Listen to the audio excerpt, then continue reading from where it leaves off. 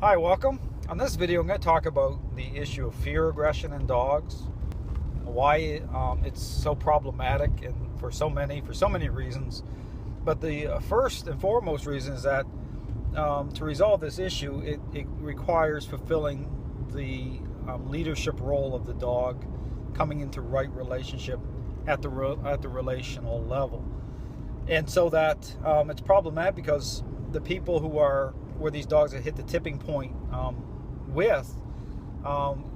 this issue is representative of both a highly emotional type of connection and also a high level of need with the dog as well. Now, it can be a combination of both, one more so than the other, but always fear aggression is about the dog hitting the tipping point when it comes to holding power in the relationship. So what happens is, and to really understand this issue at the physical level with fear, it represents a holding on, or the mind is actually pulling in on itself, and therefore the body's pulling back. But what starts to happen is the dog, just like if you want to use an example, look at the very selfish, narcissistic person. What starts to happen is they start to want to stay within their own pathological space because they don't want that their narrative being challenged. And that narrative is that they think that they're the greatest person on the planet, but their resume doesn't hold up, and so they want to be, they want to continue that kind of false, self. They've built up a false kind of, image of themselves, but it's the same type of holding on. It represents a camping out. So with dogs, what's happened is they start to hit that tipping point where they don't even want the possibility that someone's going to bring them under even a small amount of influence or around personality types that represent that. So you'll see dogs totally disengage away from certain people within the household. It starts to hit that level.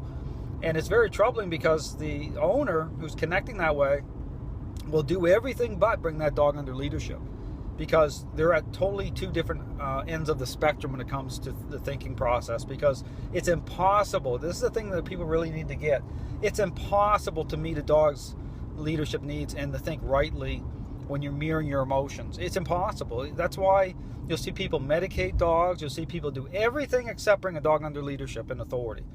And then they'll frame it up like authority's bad, and it's just it's a very it really twists the person up into, puts them on the hamster wheel, so to speak, and they'll be spinning, they'll be running, spinning, they'll never get out of it.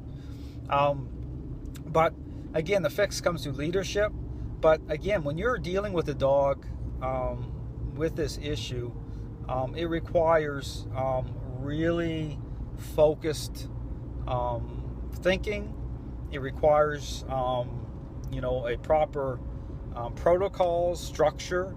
I just had a dog with me, Lucy. She's experiencing that same issue.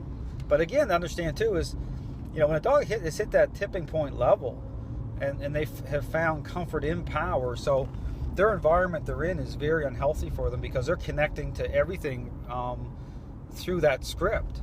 And the deceiving thing about nature, or about appearances, is that you'll get the picture of a balanced dog, okay, at the physical level, and it's totally upside down, okay? Because again, people who run this ideology that you can learn dogs out of this stuff, they're making certain assumptions at the physical level, which oftentimes are totally wrong. I mean, dogs are devaluing people, and they can't put it in the context. So these dogs will get destroyed. They'll get blamed as having a genetic problem. And so this is very problematic. It's, there's hope in it, but you have to be able to apply the right way of thinking. You have to be able to step back and put the right protocols in place. And you have to continue to manage it as an intervention for upwards of 2 to 3 months at a very steady pace, because the dog's state of mind, these expressed states, become very entrenched. Because it's all about fulfillment and power, and how dogs connect to other people in other situations that way. But again, it's impossible if you're looking for solutions and you're trying to get that through treats and clickers and learning script that way. you might as well forget it. You're never going to get there. You can change out at the associative level. You can change out the imagery. You can run the script and have the dog think differently. But they're still devaluing. You understand? Like it's very. But the problem is they get entrenched themselves, or their thinking becomes crystallized.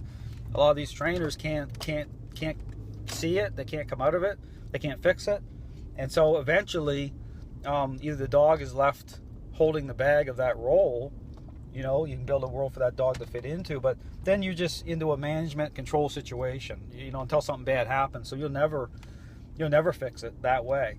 So I encourage, if you're dealing with fear or aggression, check out my website, check out my relational model. You can contact me. I'll discuss it with you. You know, I definitely can help. Even I don't care how extreme that situation is, it's fixable. Don't let people tell you it's not. People will say all sorts of garbage. Because they're not in tune to dogs at that level at all. I mean, but with the right protocols, with the right people involved, with the right way of thinking, and treating it at the intervention level, you can bring a dog back from the edge. You can save these dogs. I mean, these dogs aren't done. I mean, there's light at the end of the tunnel, but again, you have to know dogs at that level. You have to be able to approach it relationally and understand how a dog's decision-making process is influenced at relationally. I show it's a primary influencing agent is social relational, and you know, they share a very profound and deep connection with us. They're able to get a very clear picture of where we're standing in nature. And these dogs who have hit the tipping point, that's what it is. It's a camping out, so to speak, and they're totally disengaging. They're at a high challenge level, and they're not even accepting. That's why people get bit even trying to pet a dog like that, reaching out with a certain state of mind, even that slightest shift. But they'll be with the wrong people. I mean, and the people with these dogs be totally deceived. Even the trainers most of the trainers dealing with it, totally deceived, because they're making assumptions based at the physical level by running this script, and they can't figure it out. I mean, that's why the blame's got to shift onto the dog sooner or later, or these dogs won't get fixed. And I know these people love the dogs, you know, really do. They really love the dogs, but it's not healthy for the dog to have this role. It stresses the dog out, stresses the person out, and you have to build a world for that dog just to fit into. That dog isn't in a balanced, healthy state of mind. So anyway, if you're seeking answers to this very difficult issue, contact me. I'll be more than happy to help you out.